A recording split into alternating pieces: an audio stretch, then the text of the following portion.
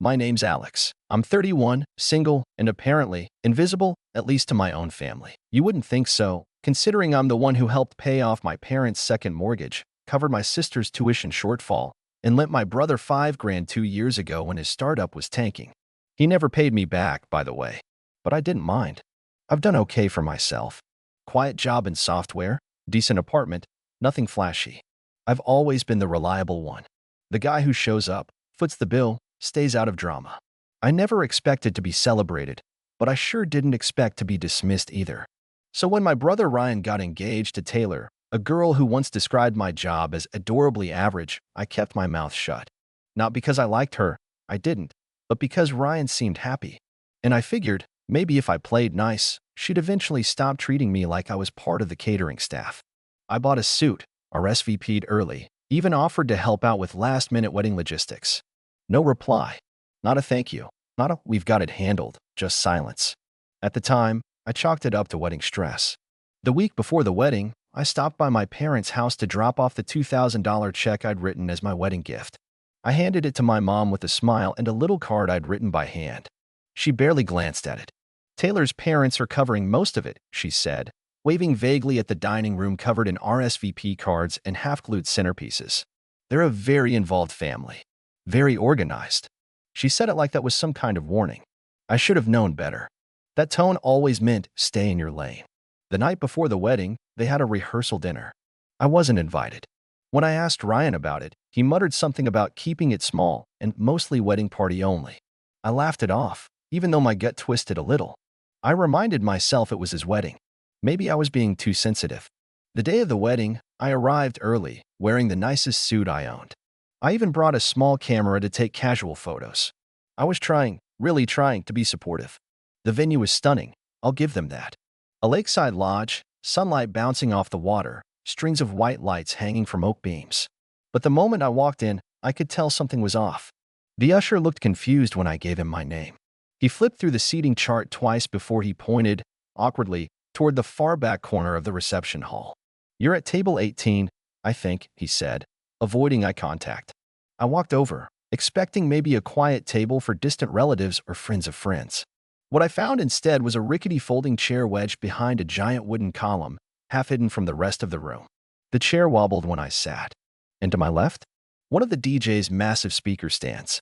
It was like they found the one spot in the entire venue guaranteed to make you feel like an afterthought, and assigned it to me on purpose. I stood back up and double-checked the place card. My name, spelled correctly. No mistake.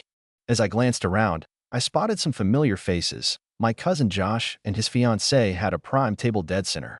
Ryan's old college roommate, who he hasn't spoken to in years, had a front row view. Even Mr. Benson, Ryan's high school chemistry lab partner, was seated next to the bride's aunt like he was royalty. I took a breath and walked up to the woman overseeing the seating. She wore a headset and carried a clipboard. Before I could speak, she pointed curtly. "Back there," she said, not even looking up. I said, "Actually, I'm just wondering if there's been a mix-up. I'm the groom's brother." That's when Taylor's mother, Madeline, walked by and actually stopped to chime in.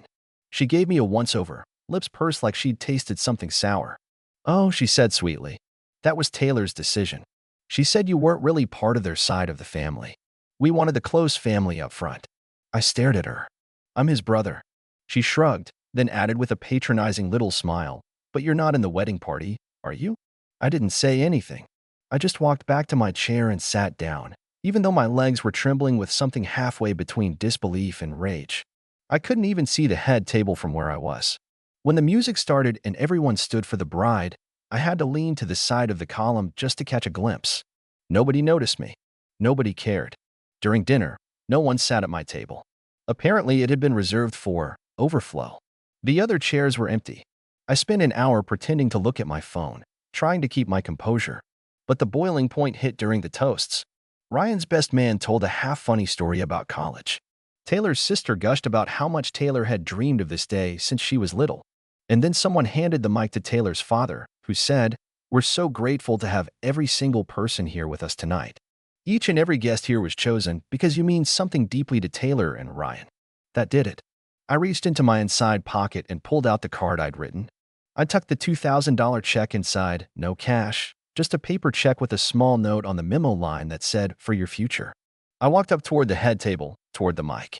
I could see people glancing, confused. One of the groomsmen furrowed his brow as I approached. I didn't ask permission. I just took the mic. "Hi. Sorry to interrupt," I said. I smiled, but it felt tight. The room quieted. I just wanted to say congrats to the happy couple. Truly. May your marriage last longer than my respect for you. And then, while the room held its collective breath, I reached over and plucked the envelope from the gift table. There was a small gasp from someone, I don't know who. Ryan's face turned white. Taylor blinked like I'd just spoken Latin. Madeline, across the room, looked ready to lunge at me. But I didn't wait. I set the mic gently back down, no dramatic drop, just enough to hear the soft thump, and walked straight out the door, past the DJ, past the caterers, past the valet trying to hand me a ticket stub. I didn't stop until I hit the parking lot. And that's where things really started to unravel. I didn't drive off right away. I just sat in my car, hands on the steering wheel, watching guests file out behind me like ants scrambling from a shaken hill. I can see faces peering through the windows of the lodge, murmurs rippling across the crowd like I just yanked the curtain down on a play and revealed the whole thing was fake. Good. Let them talk. Let them ask why the groom's brother just took back his check and walked out mid-toast. My phone buzzed. First it was Ryan, just his name flashing across the screen. I didn't answer. Then came a barrage of texts. He texted, "What was that? You embarrassed me. In front of everyone. We need to talk. Now." Then Taylor chimed in, "That was classless. This is MY Day. You've always been jealous. I see it now. You owe Ryan an apology." I tossed my phone into the passenger seat like it was radioactive. I wasn't going to dignify any of that with a response, at least not yet. Later that night, I stayed in a hotel. Didn't want to go home. I needed distance.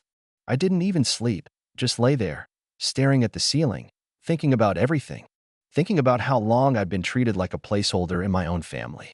How many holidays I spent quietly helping behind the scenes while Ryan got all the attention. How every conversation with Taylor had felt like a performance where I was the janitor awkwardly walking through the middle of a ballroom. The next morning, I stopped by my apartment to shower and change. That's when the group text started blowing up. Apparently, word had gotten around. A few cousins texted me privately, saying they didn't know what happened, but they'd noticed how I was treated. Turns out several people had wanted to sit with me, but they were told my table was reserved. Reserved for what? Humiliation? Then I got a call from Mom. I let it go to voicemail. She left a message in her tight, "Don't you dare disobey me" tone. "Alex, I don't know what's gotten into you, but your little stunt ruined the reception. Ryan and Taylor are devastated. Call me back immediately." I didn't. Not yet. Instead, I took a walk around the city, got a coffee, sat by the river.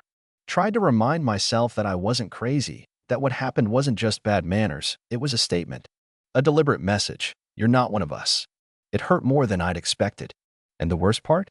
I kept thinking about the little note I'd written in that card.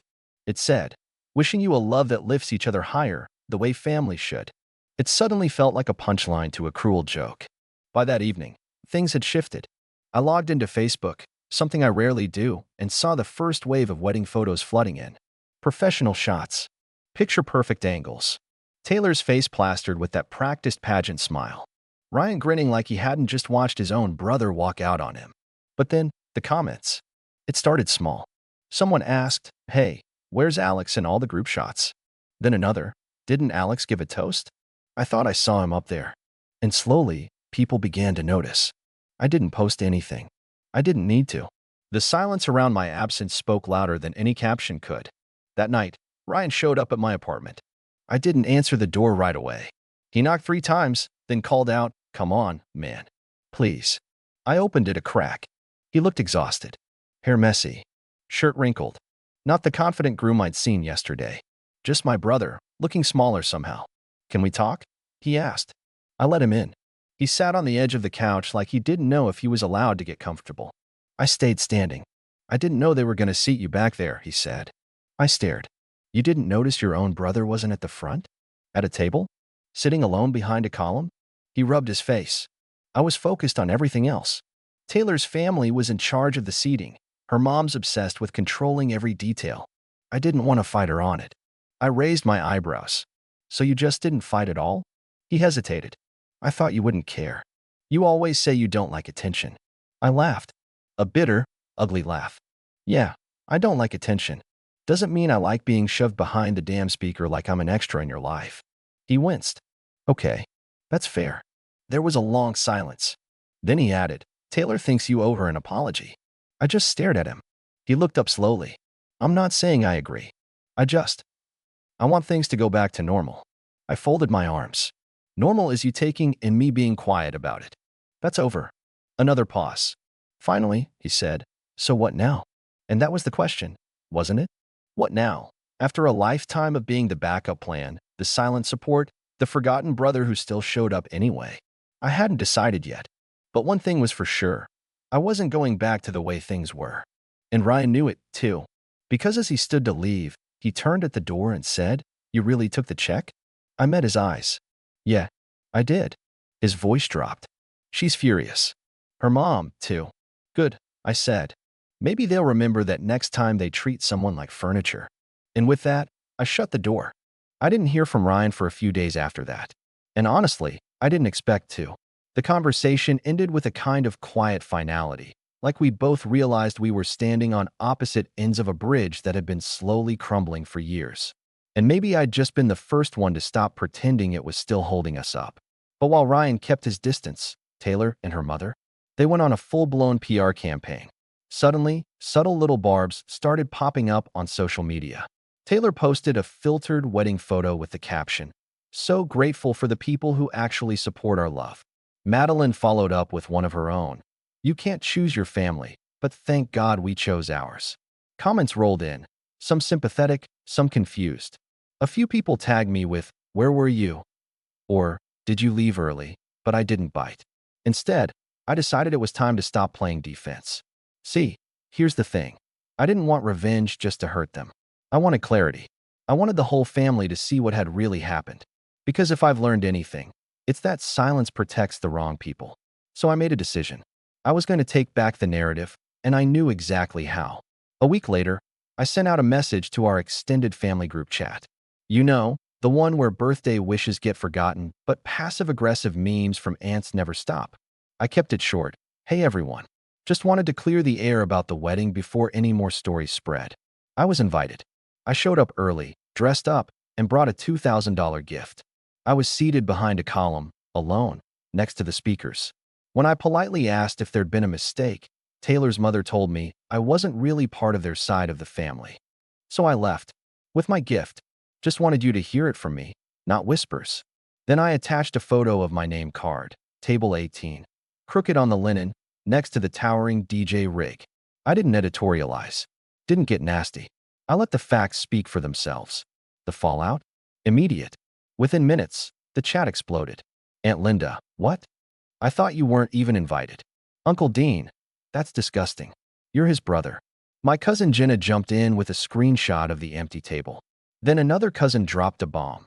She'd overheard Taylor at the bridal shower saying, We just need to keep his side low-key. They're not really photo material. Photo material. It was like someone lit a match in a room full of gasoline. People started calling Taylor out directly on her posts.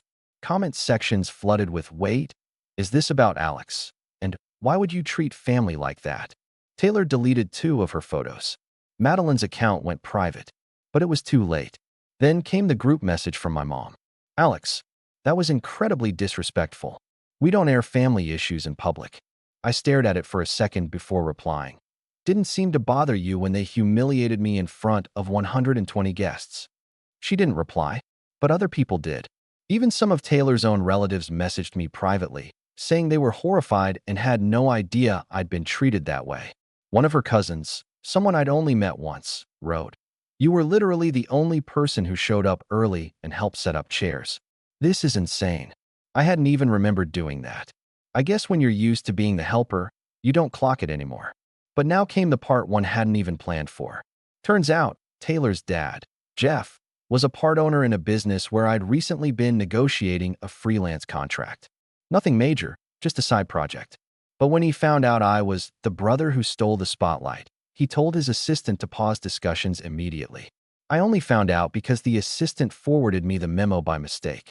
The subject line? Do not move forward with Alex. Too much drama. That was it. I wasn't even surprised. Just disappointed. Not because of the job, but because I realized they weren't done trying to punish me for having boundaries. So I decided to burn the last remaining bridge. I still had the card. The check had long been voided, but the note inside, the one I wrote when I still thought this wedding would mean something, was still folded neatly in my desk. I took a photo of it. Then I wrote a new one. I didn't send it privately. I posted it publicly. Here's what I originally gave my brother and his wife. Before I was treated like a wedding crasher at my own family's table. Before I was told I wasn't really part of their side. Before I was called classless for walking away from a situation where I was clearly not wanted. I've spent years putting everyone else first. Paying bills. Showing up. Staying quiet. This time, I chose myself. If that makes me the villain in your love story, so be it. No hashtags. No names. But everyone knew. That post got more likes than anything I'd ever put online. Dozens of people reached out. Some apologizing. Some venting about their own family drama. Some just saying, "Thank you for standing up for yourself." And Ryan? He texted me that night. Just one line. "You really done with all of us?" And for the first time, I didn't hesitate. "No, Ryan. I'm just done being invisible." I haven't spoken to him since. But I heard from Jenna that the next family gathering, Easter brunch at our parents' place, was awkward. No Taylor. No Madeline. And apparently, Ryan looked like he hadn't slept in days. Meanwhile, I took that $2,000 and booked a solo trip to Japan. I hiked in Kyoto, ate sushi by myself, sat in silence at a temple, and finally felt peace. Japan was the best decision I ever made. I didn't just go to get away from my family. I went to remember what it felt like to exist outside of them. No passive-aggressive phone calls. No group chats filled with birthday messages to people who forgot mine.